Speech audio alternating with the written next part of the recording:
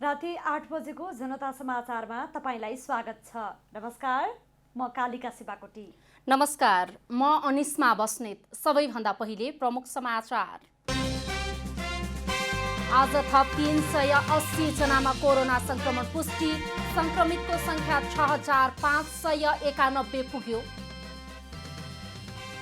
क्वारेन्टाइनमै महिलामाथि सामूहिक बलात्कार भएको घटनाप्रति राष्ट्रिय सभाका सदस्यहरूद्वारा सरकारको ध्यान आकर्षण।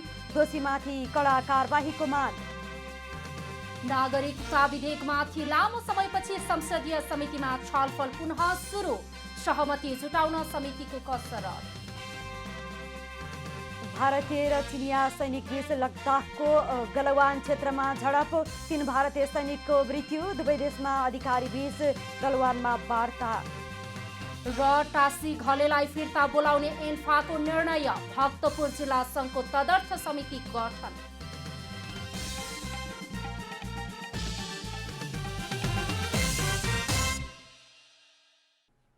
अब पूरा समाचार। नेपालमा कोरोना भाइरसबाट संक्रमित हुनेको संख्या 6591 पुगेको छ।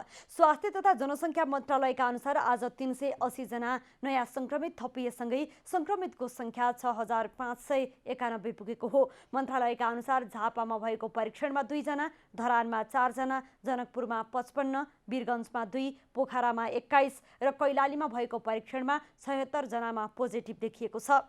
यस्तै बाँकेमा भएको परीक्षणमा 10, राजविराजमा 3, भरतपुर अस्पतालमा 1, रूपन्देहीमा 4, सुर्खेतमा 9, दुलीखेल अस्पतालमा 22, डाङमा 57 र राष्ट्रिय जनस्वास्थ्य प्रयोगशालामा भएको परीक्षणमा 114 जनामा संक्रमण देखिएको हो। आज 117 गरी 1158 जना कोरोना मुक्त भएर घर फर्किएका छन्। रियल टाइम पीसीआर आजसम्मको जम्मा 1,43,738 र आजको संख्या 5,055। आजसम्म 2,23,519 र आजको जम्मा 4,183 छ। क्वारेन्टाइनमा बसेका व्यक्तिहरूको जम्मा संख्या 1,33,009 र आइसोलेसनमा रहेका संक्रमितहरूको संख्या 5,531 छ। आजसम्म पीसीआर विधिबाट 1,43,738 र आरडीटी विधिबाट 2,23,519 वटा परीक्षण भएको छ। देशभरका विभिन्न अस्पतालका आइसोलेसनमा 5,531 जना रहेका छन् भने क्वारेन्टाइनमा 1,33,009 जना छन्। राष्ट्रिय सभा सदस्यहरूले क्वारेन्टाइनमा बसेका महिलामाथि सामूहिक बलात्कारका जघन्य अपराध भएको भन्दै सरकारको ध्यान आकर्षण गराएका छन्। घटनामा संलग्नलाई कडा कारबाही गर्न सदस्यहरूले माग गरेका छन्। मंगलबार राष्ट्रिय सभाको शून्य समयमा बोल्दै सदस्य दिलकुमारी थापा रावलले कैलालीको शहीद स्मृति विद्यालयको क्वारेन्टाइनमा भएको सामूहिक बलात्कार घटनाप्रति खेद व्यक्त गर्दै क्वारेन्टाइनमा बस्ने महिलाका लागि छुट्टै सुरक्षित स्थानको माग गर्नुभयो। दोषीमाथि कडाभन्दा कडा कारबाहीको माग गर्दछु। महिला संक्रमितको संख्या कम भएकोले महिलाहरूको छुट्टै जिल्लागत रूपमा क्वारेन्टाइनको व्यवस्था गर्न, महिला स्वास्थ्य कर्मी, महिला सुरक्षाकर्मीको व्यवस्था गर्न सरकारसँग जोरदार माग गर्छु। क्वारेन्टाइनमै सामूहिक बलात्कार हुनु सरकारको कमजोरी प्रष्ट भएको भन्दै सदस्यहरूले मापदण्ड विपरीतका क्वारेन्टाइनलाई व्यवस्थित गर्न माग गरेका छन्। घटनाका दोषीलाई कडा कारबाहीको माग गर्दै महिलाका लागि छुट्टै क्वारेन्टाइनको व्यवस्था गर्नुपर्नेमा सदस्यहरूको जोड थियो। मापदण्ड विपरीतका क्वारेन्टाइनहरूलाई तुरुन्तै व्यवस्थित पनि गरियोस् र क्वारेन्टाइनमा मान्छेहरू मर्दा समेत सरकारको मन दुखेन। सामूहिक रूपमा बलात्कार हुँदाखेरि त सरकारले अब केही गर्छ कि ठुलो हेरेर बस्ने हो कि अब केही पनि गरियो। घटनाका दोषीहरूलाई कडाभन्दा कडा कारबाहीको माग गर्दै र महिलाहरूको निम्ति छुट्टै क्वारेन्टाइनको व्यवस्था गरियोस् भनेर म सरकारको ध्यान आकर्षण गराउँछु। कैलालीको लम्कीचुहा नगरपालिकाको शहीद स्मृति विद्यालयको क्वारेन्टाइनमा रहेकी 31 वर्षीय महिलालाई स्वयंसेवकका रूपमा खटिएका 3 जनाको समूहले सामूहिक बलात्कार गरेको घटना सार्वजनिक भएपछि सदनमा विरोध भएको हो। कमला हमाल, काठमाडौँ। धनुषाको शहीदनगर नगरपालिकाको क्वारेन्टाइनबाट 165 जना भागेका छन्। शहीदनगर नगरपालिका वडा नम्बर 3 एदुक्वाहा स्थित जनता माविमा बनाइएको क्वारेन्टाइनमा राम्रो व्यवहार नभएको र समयमा खाना पनि नदिएको भन्दै उनीहरू भागेका हुन्। नगर प्रमुख उदय बर्बियाले क्वारेन्टाइनमा भ्रष्टाचार गरेको भन्दै आन्दोलित भएका उनीहरू क्वारेन्टाइन तोडफोड गर्दै भागेका थिए। नगरपालिका वडा नम्बर 3 को एदुक्वाहामा रहेको क्वारेन्टाइनबाट 165 जना एकैपटक भागेको क्वारेन्टाइनमा रहेका मनोज दासले जानकारी दिनुभयो। टेम्परेचर डेली चेक हो हमरा और के देखियो मतलब सेफ्टी अहिले टॉयलेट है दुईटा नहीं कहियो साफ सफाई होए कल है दुईटा वही पर भीड़ होई सब आदमी अहिले पानी जाय छी मार त लात मार के दै है लात मार के दै है दवाई जाए मारा तो पुलिस वाला खुद कर देती छाती पे मार कर दी डायरेक्ट अगर आंख ने पड़ जाते तो वो आदमी अनहरली भ सकिया। क्वारेन्टाइनमा 21 दिनदेखि बस्दै आएका सोही नगरपालिकाका विजय यादवले आफूहरूको टेस्ट गरिएको लामो समय बितिसक्दा पनि रिपोर्ट नआएको गुनासो गर्नुभयो। रिपोर्ट लागी प्लस ने पानी मांगी छी पिए लागी तो 10 बजे हल्ला करी छी तो 1 बजे सुनी है 1 बजे सुनी है तो हमें पानी दिया भी तो लात मार के अलग सा लात मार के गुर्का का किनका हेटे का लात मार के ध दिए गुर्का दिए।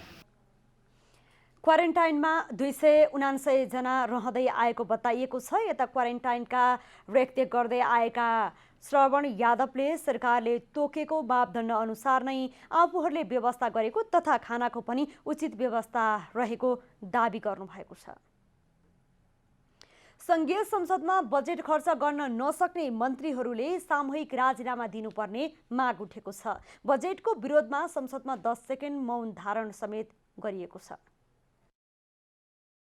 विनियोजन विधेयक 2077 मा मन्त्रालयगत शीर्षकहरूमाथिको छलफलमा राष्ट्रिय सभा सदस्य रामनारायण बेडारीले बजेट खर्च गर्न नसक्ने मन्त्रीहरूले सामूहिक राजीनामा दिनुपर्ने माग गर्नुभयो। असारमा पारित भएको बजेटलाई आर्थिक वर्षको सुरुबाटै काम गर्न मन्त्रीहरूलाई केले छेक्यो भन्दै उहाँले प्रश्न गर्नुभयो। असारमा त्यो बजेट पास हुन्छ अहिले हामी गर्दैछौँ अनि साउनदेखि फटाफट काम गरे हुने नि। मन्त्रीलाई त्यो काम साउनदेखि गर्न केले छेक्यो? कुन प्रेत आयो त्यहाँ? कुन भूत आयो त्यहाँ? किन चाहिँ नि चैत महिना मात्रै अख्तियारी आयो भनेर हल्ला गर्दै यसपालि त कोभिडले चैत महिना खाइदियो, वैशाख महिना खाइदियो, जेठ महिना खाइदियो, असार आयो। अब खम खम पैसा सिद्ध्याइदिने, काम नगरिदिने, कागज बनाइदिने गर्न थालियो। यही सरकारले यही पटकदेखि यस्तो काम गरोस्, यो ठुलै सुझाव हो। यदि गर्न सकेन भने मन्त्रीहरू जम्मैले सामूहिक राजीनामा दिए हुन्छ। राष्ट्रिय सभा सदस्य बेदुराम भुसालले आगामी आर्थिक वर्षको बजेट विनियोजन सन्तुलित नभएको र देश निर्माणमा योगदान पुर्याउने नेताहरूलाई अपमान गरेको बताउनुभयो। बजेटको विनियोजन खास गरी मन्त्रालयगत विनियोजनमा गइयो।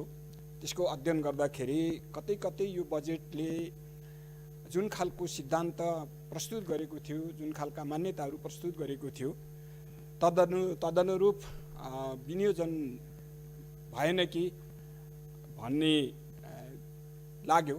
राष्ट्रिय सभा सदस्य मृगेन्द्र कुमार सिंह यादवले बजेटको विरोधमा संसदमै 10 सेकेन्ड मौन धारण गर्नुभएको थियो। सांसदहरूलाई पक्षपात गर्ने विनियोजन विधेयकमाथि छलफलमा भाग नलिने भन्दै सिंहले विरोध स्वरूप 10 सेकेन्ड मौन धारण गर्नुभएको हो। सत्ता पक्षका ग र घ श्रेणीमा परेका सांसद ज्यूहरूको व्यथाप्रति सहानुभूति राख्दै यो सरकारबाट प्रस्तुत पक्षपात र भेदभावपूर्ण विनियोजन विधेयकको प्रतीकात्मक विरोध स्वरूप 10 सेकेन्ड मौन धारण गर्दै म यो विनियोजनमा विधेयकमा छलफलमा भाग लिन्न। म 10 सेकेन्ड चाहिँ मौन धारण गर्न चाहन्छु। यादवले सत्ता पक्षका सांसदहरूले नै क, ख, ग र घ वर्गमा सांसदहरूलाई वर्गीकरण गरेको भन्दै प्रतिपक्षका सांसदहरू वर्गीकरणमा पर्न नसकेको आरोप लगाउनुभयो। 2 वर्ष अघि आएको नेपाल नागरिकता ऐनलाई संशोधन गर्न बनेको विधेयकमाथि लामो समयपछि संसदीय समितिमा छलफल पुनः सुरु भएको छ।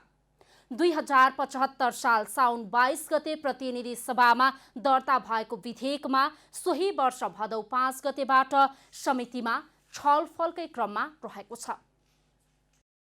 राजनीतिक सहमति जुटाएर अगाडि बढ्ने भन्दै केही महिना अघिबाट राज्य व्यवस्था तथा सुशासन समितिमा नागरिकता विधेयकमाथिको छलफल रोकिएको थियो। मंगलबारबाट छलफल पुनः सुरु भएको छ। समिति सभापति शशि श्रेष्ठले सहमति जुट्न बाँकी विषयहरू टुङ्गो लगाउने प्रयास गरे पनि सांसदहरूले अझै समय मागेको बताउनुभयो। मान्य सदस्यहरूले समय माग गरे, मैले यो भन्न चाहिरहेको थिएन, फेरि पनि यो कुराहरू आएपछि भन्नुपर्ने स्थिति चाहिँ भयो र ल ठिक छ भनेर एक दिनको लागि समय माग गर्नुभयो। एक दिनले केही हुनेवाला थिएन, ल हुन्छ भनेर गरियो, तर भोलिपल्ट स्थिति झन् अर्को पैदा भएको थियो, त्यो पनि केही थिएन। र मैले अर्को कुरा के सम्झाउन चाहन्छु भने त्यस पछाडि लगातार मैले मान्य सदस्यहरूसँग कुरा गरेको थियो।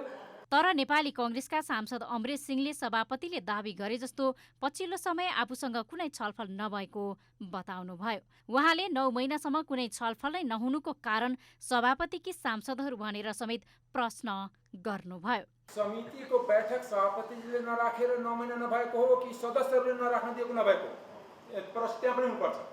कांग्रेसकै अर्का सांसद दिलेन्द्र बडुले यति लामो समयसम्म रोकिने विषय छलफलका लागि एक दिन रोक्न किन नसकिने भन्दै प्रश्न गर्नुभयो।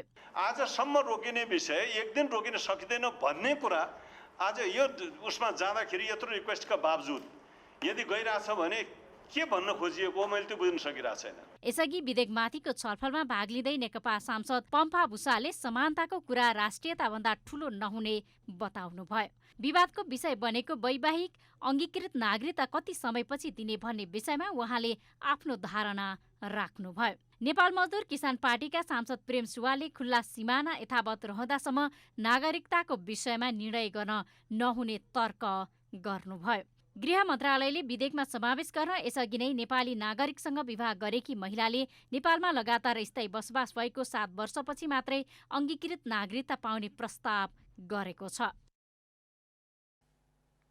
सरकारले छुटेको नेपाली भूमि लिम्पियाधुरा, लिपुलेक र कालापानी निशान छापमा समेट्ने गरी ल्याएको संविधान संशोधनको विधेयकपछि देशमा राष्ट्रिय एकताको सन्देश दिएको छ।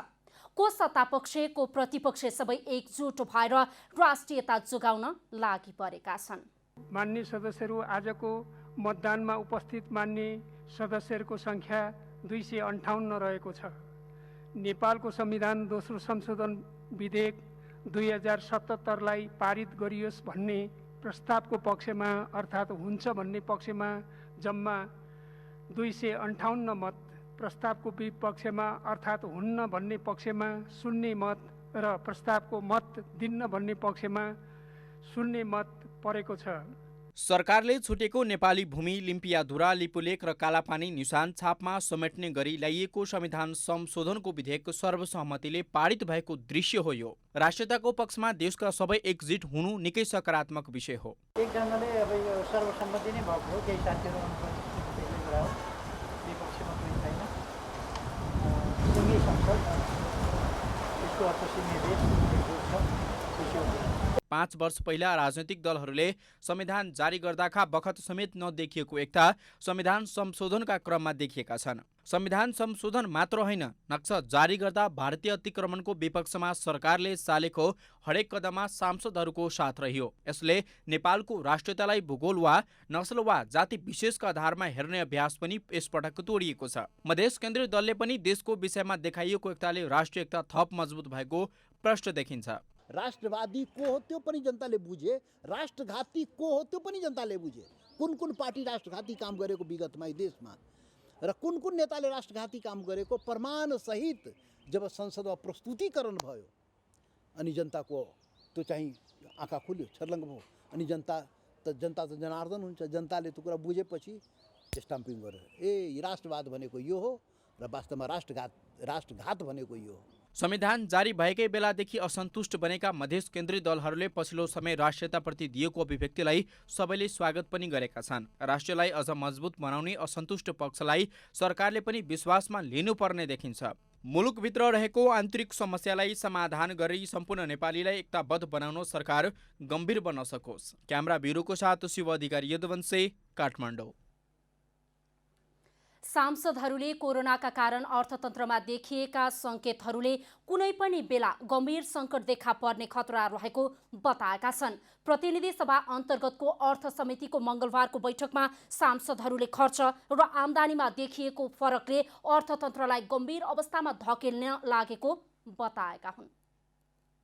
प्रतिनिधि सभा अन्तर्गतको अर्थ समितिको मङ्गलबारको बैठकमा सांसदहरूले खर्च र आम्दानीमा देखिएको फरकले अर्थतन्त्रलाई गम्भीर अवस्थामा धकेल्दै लगेको बताएका छन्। सांसदहरूले कुनै पनि समय भारतले आपूर्ति बन्द गरेमा देशभित्रको आपूर्ति चेन बिग्रन सक्ने र अर्थतन्त्रमा थप सङ्कट पर्ने टिप्पणी गरेका हुन्। पूर्व अर्थमन्त्री एवं नेपाली काङ्ग्रेसका सांसद ज्ञानबहादुर कार्कीले देशभित्रै उत्पादन भएको खाद्यवस्तुको आपूर्तिलाई सहजीकरण गर्न सरकार असफल भएको टिप्पणी गर्नुभयो। अहिले जुन किसिमको अब चेन यो आपूर्तिको पनि चेन छ त्यो पनि चाहिँ समस्यामा छ। अब धरानमा उब्जिएको तरकारी हामी चाहिँ काठमाडौँमा ल्याउन नसक्ने अवस्थामा छौँ। नेकपा सांसद रामकुमारी झाँक्रीले सरकारले मन्त्रालयको सङ्ख्या बढी राखेर खर्च बढाइरहेको तर्क गर्नुभयो। उहाँले खानेपानीका कार्यक्रमहरू शहरी विकास मन्त्रालयको एउटा अङ्ग मात्रै भएको र स्थानीय तहको कार्यक्षेत्र पर्ने भएकाले उक्त मन्त्रालय काम नलाग्ने बताउनुभयो। खानेपानी भन्यो भने सानातिना खानेपानी 2-4 घर 10-20 घरको पानी हुन्छ, नगरपालिका गाउँपालिकाले गर्नु पर्यो। ठुला गेम चेन्जर आयोजना हो भने सङ्घले हेर्न पर्यो नि। आज पनि खानेपानी मन्त्रालय झुन्डाएर राख्ने शहरी विकासको एउटा सानो शाखा हो त्यो। अर्थ समितिले दिएका कुनै पनि निर्देशनहरू सरकारले पालना नगरेको भन्दै सांसद जयकुमार राईले सरकारलाई कार्यान्वयन गर्न दबाब दिनुपर्नेमा जोड दिनुभयो। थुप्रै अर्थमन्त्रीज्यूहरू पूर्व अर्थमन्त्रीज्यूहरू हुनुहुन्छ, प्रधानमन्त्री ज्यू हुनुहुन्छ। यत्रो चाहिँ महत्त्वपूर्ण चाहिँ यो अर्थ समितिले दिएका निर्देशनहरू मानेको ठेलीका ठेली हामी प्रत्येक वर्ष बुझाउँछौँ, तर कुनै मन्त्रालयले भ्रष्टाचारका कुराहरू हामीले व्यापक उठाएका छौँ। यो भएन। तपाईँको टेलिकमकै विषय लगायत अन्य क्षेत्रको विषय हामीले उठायौँ, तर हाम्रो कुरा केही लागू भएन, उहाँहरूकै कुरा लागू भएर गयो। सांसदहरूले सरकारको खर्च उच्च हुने र आम्दानी कम हुने हुँदा अर्थतन्त्रमा दीर्घकालीन असर पर्नेतर्फ अहिले नै ध्यान दिनुपर्नेमा जोड दिएका छन्। सांसदहरूले अर्थमन्त्री डाक्टर युवराज खतिवडाले सरकारको मासिक खर्च 40 अर्ब र आम्दानी 15 अर्ब रहेको बताइसकेकाले यही अवस्थामा लामो समय रहे अर्थतन्त्रमा थप चुनौती देखा पर्ने बताएका छन्। अग्रपङ्क्तिमा रहेर काम गर्ने व्यक्तिहरूका लागि सरकारले निःशुल्क 1 करोडको बिमा गर्नुपर्ने माग राख्दै नेपाली काङ्ग्रेसले सरकारलाई ज्ञापन पत्र बुझाएको छ।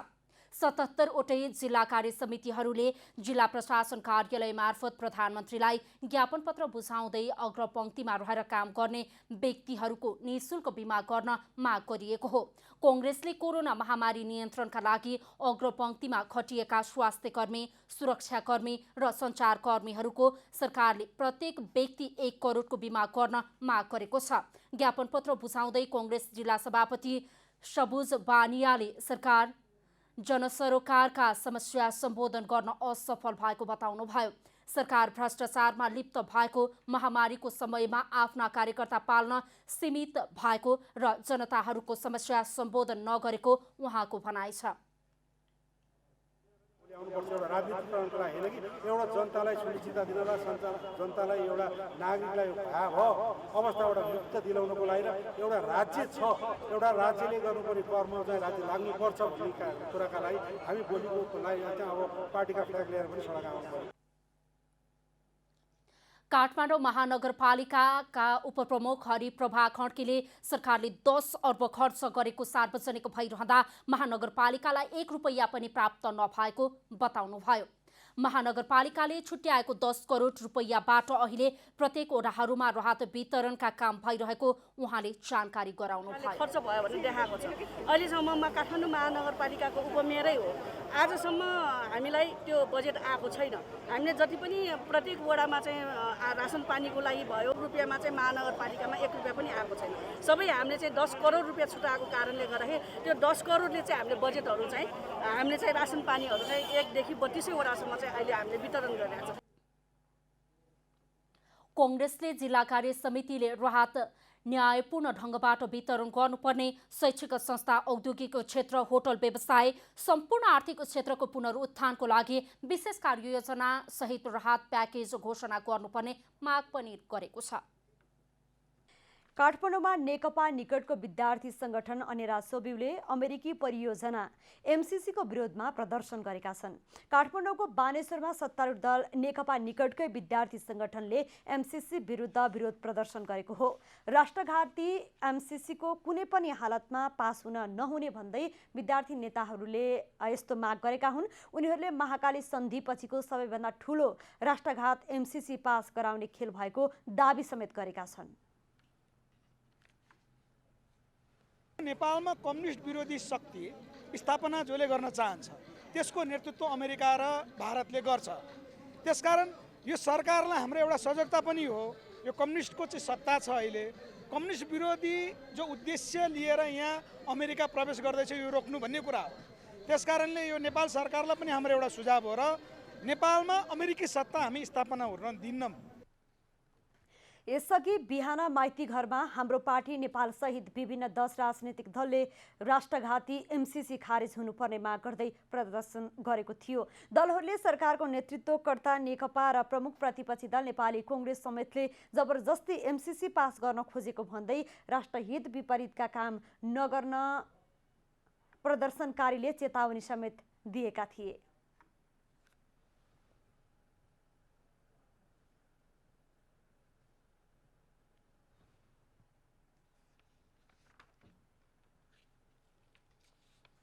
नेपालमा कम्युनिस्ट विरोधी शक्ति स्थापना जसले गर्न चाहन्छ त्यसको नेतृत्व अमेरिका र भारतले गर्छ।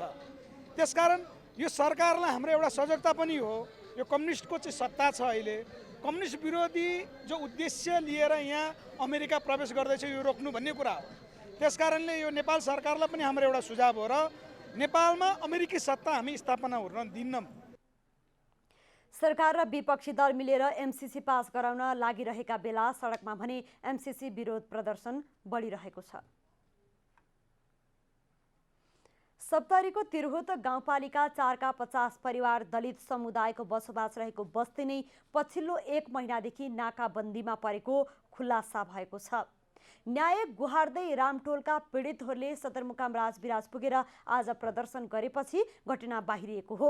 स्थानीय केही व्यक्तिहरूले पछिल्लो 1 महिनादेखि आफूहरूको बसोबास रहँदै आएको बस्तीलाई अघोषित रूपमा नाकाबन्दीमा पारेको भन्दै उनीहरूले प्रमुख जिल्ला अधिकारी तथा जिल्ला प्रहरी कार्यालयमा पुगेर ध्यान आकर्षण गराएका हुन्।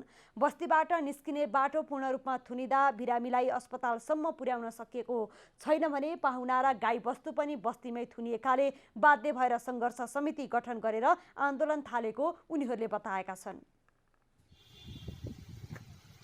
अघोषित रूपमा त्यहाँ पटक पटक चाहिँ नाकाबन्दी हुँदै आएको हो।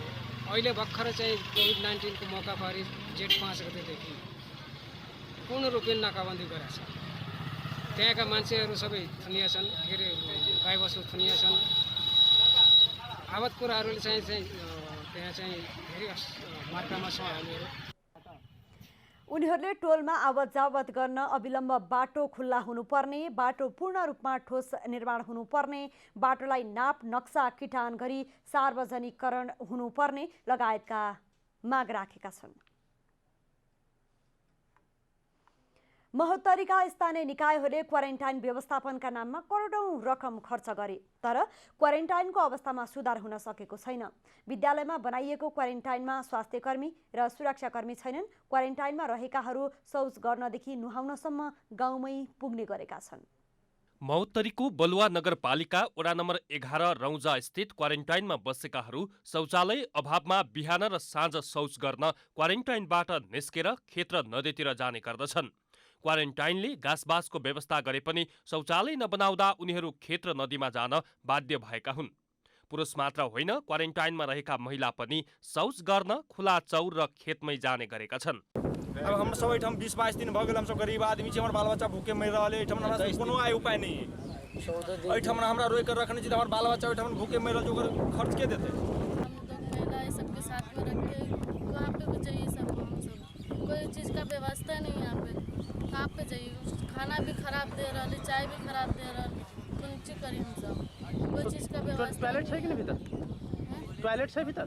नहीं है, हम लोग बाहर जाते हैं बाल्टी। क्वारेन्टाइनमा सामान्य सुरक्षाका उपाय समेत अपनाइएको छैन। क्वारेन्टाइनमा बस्नेलाई मास्क र सेनिटाइजर समेत दिएको छैन भने आरडिटी पोजिटिभ आएका 32 जना र जाँच नभएकाहरूलाई समेत एउटै कोठामा राखिएको छ। अब विद्यालयमा क्वारेन्टाइनहरू प्राय राखेको छन् हैन।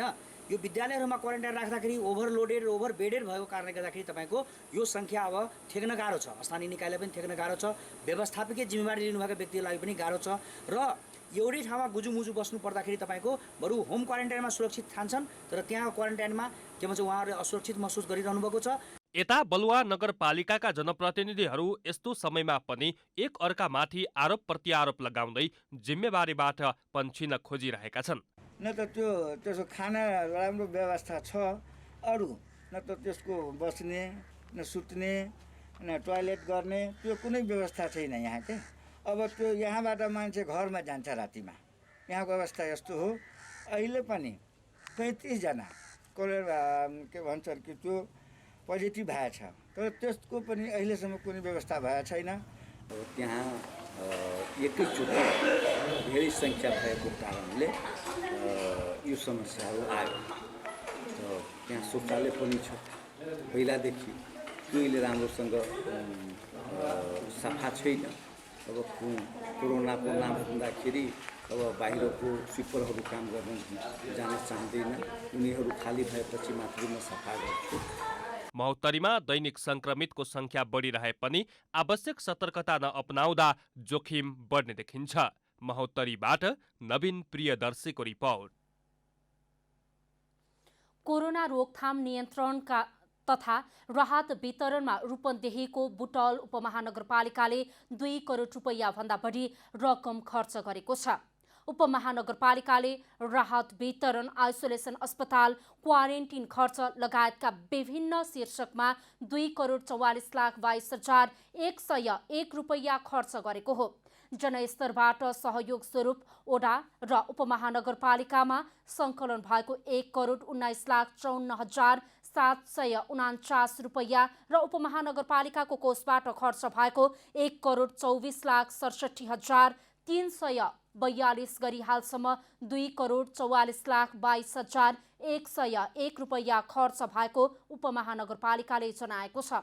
उपमहानगरले हालसम्म विभिन्न शीर्षकमा 1 करोड 93,88,776 रुपैयाँ भुक्तानी गरिसकेको छ।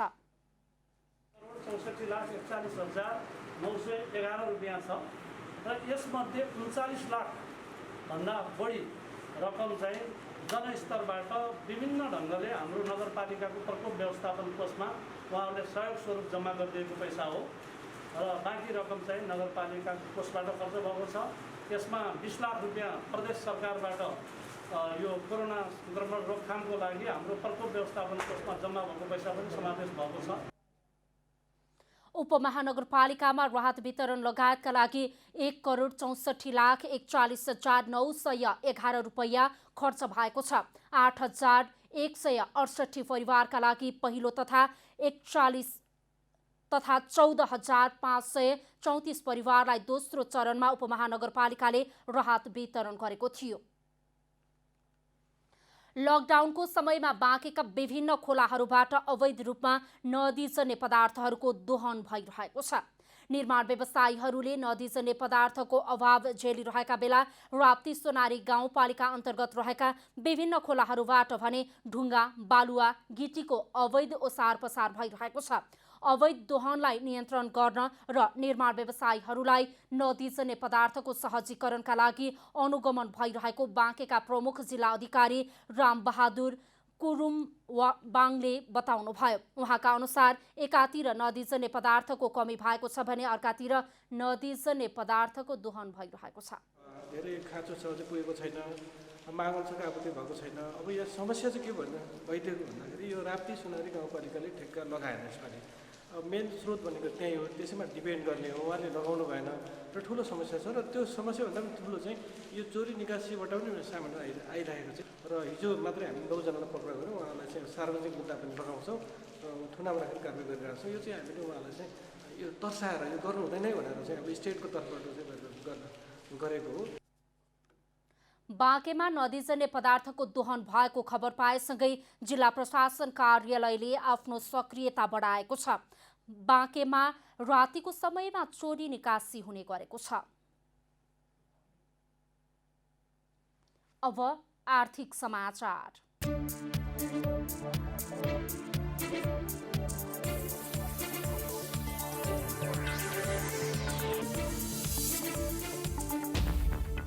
नेपाल निर्माण व्यवसायी महासङ्घले विभिन्न निकायहरूले म्याद समाप्त भएका निर्माण कार्यहरूको पेशकी बापतको रकम फिर्ता र ब्याङ्क जमानत जफत गर्नका लागि पत्राचार गरेको प्रति आफ्नो ध्यानआकर्षण भएको जनाएको छ। लकडाउनका कारण अधिकांश विकास निर्माणका कार्यहरू ठप्प रहेको अवस्थामा भौतिक पूर्वाधारको विकासमा प्रतिबद्ध निर्माण व्यवसायीलाई पेसाबाटै पलायन हुने गरी भइरहेका गतिविधि तत्काल रोक्नुपर्ने महासङ्घको माग छ। सर्वोच्च अदालतले समेत बन्दाबन्दीको अवधिलाई शून्य समय भनी फैसला गरेको हुँदा सम्पूर्ण परियोजना एवं ठेक्काहरूको म्याद स्वतः 8 महिना एकमुष्ट थप हुने गरी नेपाल सरकारबाट नीतिगत निर्णय गर्न महासङ्घले माग गरेको छ। समयमै भुक्तानी भएमा बजारमा रहेको नगद तरलता कम भई अर्थतन्त्र चलायमान हुने महासङ्घको भनाइ छ। नेपाल धितोपत्र बोर्डले स्टक डिलर कार्य तत्काल अघि बढाउन नागरिक लगानी कोषलाई आग्रह गरेको छ। बोर्डले असार 1 गते कोषमा काम अघि बढाउन भन्दै पत्राचार समेत गरेको छ। स्टक डिलरले काम थालेपछि पुँजी बजार विकासमा थप सहयोग पुग्ने बोर्डको अपेक्षा छ। शेयर बजारमा माग र आपूर्तिको सन्तुलन मिलाउन समेत यसले ठूलो सहयोग पुग्ने अपेक्षा गरिएको छ। सरकारले बजेट वक्तव्यमा समेत डिलरसिपको प्रवेश गराउन भनिसकेको छ। एनआइसी एसिया लघुवित्त वित्तीय संस्थाको 47 करोड 55 लाख रुपियाँको साधारण शेयर आइपिओ असार 10 गतेदेखि बिक्रीमा आउने भएको छ। लघुवित्तले प्रति किता 100 रुपियाँ अङ्कित दरका 47 लाख 55 हजार किता शेयर निष्कासन गर्न लागेको जनाएको छ। सोमध्ये 74 हजार किता कर्मचारी र 2,37,800 किता सामूहिक लगानी कोषको लागि छुट्याइएको छ। बाँकी रहेको 44 लाख 43,200 कितामा सर्वसाधारणले आवेदन दिन सक्नेछन्। सर्वसाधारणले न्यूनतम 10 किता र अधिकतम 2 लाख कितासम्मको आवेदन दिन सक्नेछन्। शेयरको बिक्री प्रबन्धकको काम सानिमा क्यापिटल लिमिटेडले गर्दैछ। असार 14 गतेसम्म बिक्री खुल्ला हुने भनिएको शेयर ढिलोमा असार 24 गतेसम्म बिक्री खुल्ला हुनेछ। सोमबार रेकर्ड बनाएको सुनको मूल्यमा मङ्गलबार परिवर्तन आएको छैन। मङ्गलबार बजारमा छापावाला सुन प्रतितोला 89,700 रुपियाँमा किनबेच भएको नेपाल सुन चाँदी व्यवसायी महासङ्घले जनाएको छ। मङ्गलबार तेजाबी सुन प्रतितोला 89,265 रुपियाँमा कारोबार भएको छ। चाँदीको मूल्य तोलामा 10 रुपियाँले घटेर प्रतितोला 925 रुपियाँमा कारोबार भएको महासङ्घले जनाएको छ।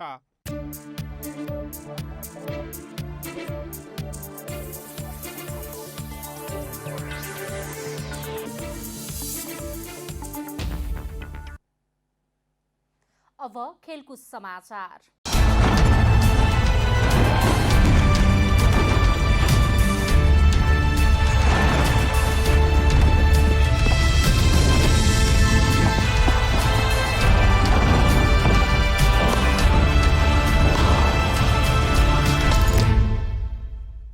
खेल मिल्नुमत्तको आरोपमा राज्य विरुद्धको अपराधको मुद्दा लागेका राष्ट्रिय फुटबल टिमका तत्कालीन कप्तान सागर थापासहित 6 जनाले सर्वोच्च अदालतबाट सफाई पाएका छन्। सर्वोच्च अदालतले मङ्गलबार म्याच फिक्सिङको आरोपमा मुद्दा खेपिरहेका थापासहित 6 जना फुटबलरलाई सफाई दिएको हो। सर्वोच्चका न्यायाधीश द्वय आनन्द मोहन भट्टराई र बम कुमार श्रेष्ठको संयुक्त इजलासले विशेष अदालतको निर्णयलाई सदर गरेको हो। सर्वोच्चको फैसलासँगै सागर सहित सन्दीप राई, विकास सिंह छेत्री, रितेश थापा, प्रशिक्षक तथा पूर्व खेलाडी अञ्जन केसी र फिजियोथेरापिस्ट डेभिड थापाले कानुनी रूपमा राज्य विरुद्धको अपराधको मुद्दामा अन्तिम सफाई पाएका हुन्। अदालतले सफाई दिए पनि एसियाली फुटबल महासंघ एएफसी को अनुशासन समितिले भने म्याच फिक्सिङमा संलग्न सबैलाई 2072 मङ्सिरबाट आजीवन प्रतिबन्ध लगाइसकेको छ। विभिन्न अन्तर्राष्ट्रिय म्याचमा म्याच फिक्सिङ गरेको आरोपमा महानगरीय अपराध महाशाखाको टोलीले सागर सहित 6 जनालाई 2072 असोज 27 गते पक्राउ गरेको थियो। सन् 2008 देखि 2012 सम्मका थुप्रै अन्तर्राष्ट्रिय मैत्रीपूर्ण खेलमा म्याच फिक्सिङमा संलग्न भएको आरोप उनीहरूमाथि रहेको छ।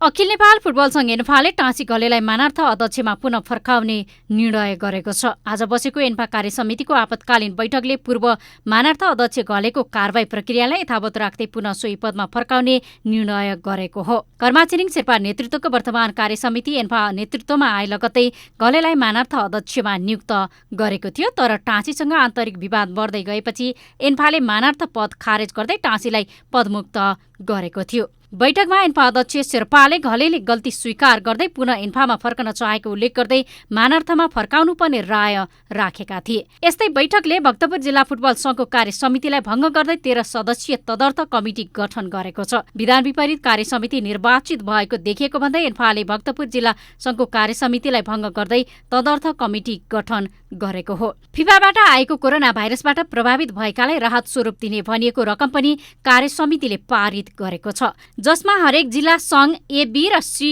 डिभिजन क्लबलाई 75,000 का दरले दिने निर्णय पारित गरेको छ। यस्तै बैठकले नेपाली राष्ट्रिय फुटबल टिमको प्रशिक्षण यो महिनामा नै सुरु गर्ने योजना बनाएको छ। त्यसका लागि एन्फाले राष्ट्रिय खेलकुद परिषद मार्फत सरकारसँग आग्रह गर्नेछ। बैठकमा एन्फाका वरिष्ठ उपाध्यक्ष पङ्कज विक्रम नेम्बाङ अनुपस्थित रहेका थिए। मानार्थ अध्यक्ष र भक्तपुर जिल्लाको विषयमा निर्णय गर्न एन्फाले हिजो आपतकालीन समितिको बैठक आह्वान, तर वरिष्ठ उपाध्यक्ष पङ्कज नेम्बाङ अनुपस्थित भएपछि बैठक स्थगित भएको थियो। लगत्तै एन्फाले कार्य समितिको आपतकालीन बैठक आह्वान गरेको थियो।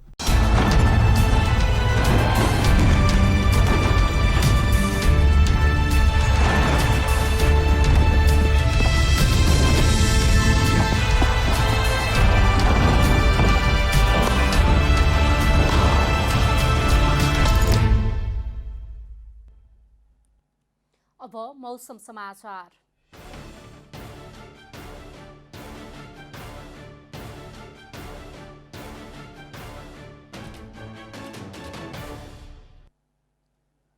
आज दिउँसो देशभरको मौसम सामान्यतया बदली रहे। देशका केही भूभागहरूमा हल्कादेखि मध्यम वर्षा भयो। आज राति भने सुदूरपश्चिम प्रदेश र कर्णाली प्रदेशमा मौसम सामान्य बदली रहे। बाँकी प्रदेशहरूमा पूर्ण बदली रहनेछ। प्रदेश 1, प्रदेश 2, बागमती प्रदेश, गण्डकी प्रदेश र प्रदेश नम्बर 5 का धेरै स्थानहरूमा हल्कादेखि मध्यम वर्षा हुने सम्भावना रहेको छ भने सुदूरपश्चिम प्रदेश र कर्णाली प्रदेशका थोरै स्थानहरूमा मेघगर्जन र चट्याङसहित हल्कादेखि मध्यम वर्षाको सम्भावना रहेको जल तथा मौसम पूर्वानुमान महाशाखाले जनाएको छ। अब देशभरका विभिन्न स्थानको मौसम सम्बन्धी थप विवरण।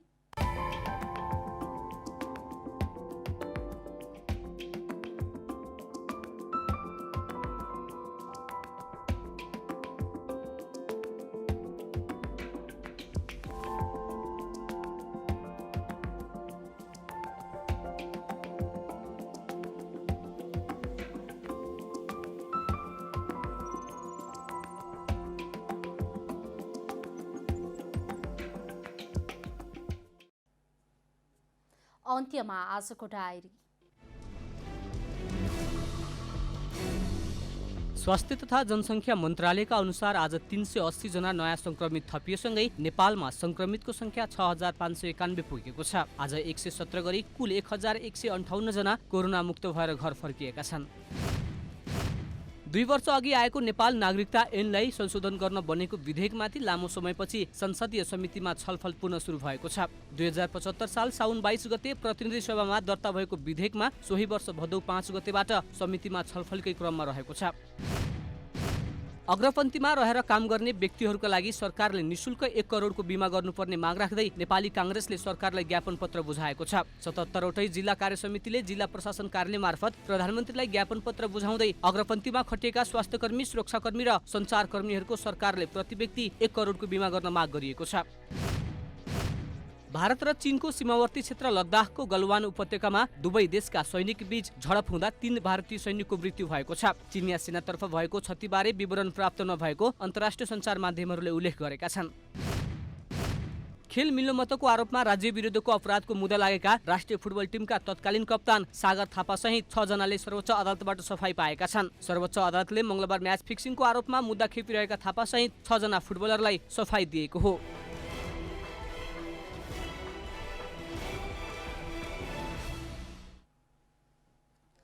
जनता समाचार अहिलेलाई यति नै। जनताद्वारा जनताका लागि प्रसारित जनता टेलिभिजनका कार्यक्रमहरू युट्युब, ट्विटर, फेसबुक र हाम्रो वेबसाइट जनतासमाचार.com मा पनि पढ्न र हेर्न सक्नुहुनेछ। सूचनामा तपाईको सहभागिता, समयमा समाचार हाम्रो प्रतिबद्धता। कोरोना भाइरसको संक्रमणबाट बच्न नियमित रूपमा हात धौँ, भिडभाडबाट टाढै रहौँ। नमस्कार।